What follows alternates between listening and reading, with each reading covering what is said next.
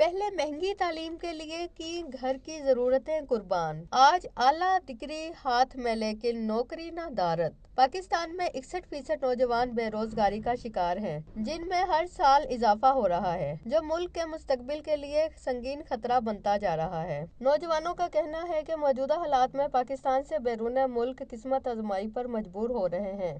ان کو چاہیے کہ انٹرنیشنل لیول پہ ہم نوجوان طبقے کو لے کر جانا چاہیے، ٹھیک ہے، ان کو ہنر دینا چاہیے جو ہم اپنے زندگی کے معاملات بھی جو ان سے ہیں وہ ایسے اقدام سے کر سکیں۔ سب سے پہلی چیز یہ اکانومی ٹھیک ہوگی تو باہر سے لوگ آئیں گے، انویسٹ کریں گے تو یہاں پہ بزنس ہوگا اور جابز ملیں گی۔ نوجوانوں کا کہنا ہے کہ خواتین اور مردوں کو بنیادی سطح پر قومی تقاضوں کے مطابق ہنرمندی اور روزگار کے مواقع فراہم کیے جائیں۔ بے روزگاری جو ہے وہ صرف مردوں کا مسئلہ نہیں ہے، وہ عورتوں کا بھی اتنا ہی مسئلہ ہے۔